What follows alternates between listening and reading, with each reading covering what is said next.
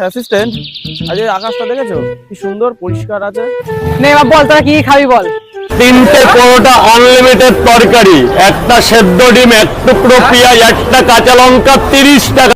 এদেরকে বলে বড় লোক বাপের ছোট লোক ছেলে।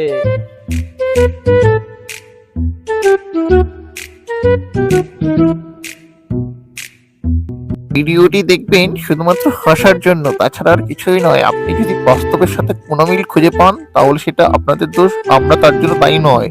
আমরা হাসতে জানি তাই হাসাতে পারি আপনাদের। Dialogue ready,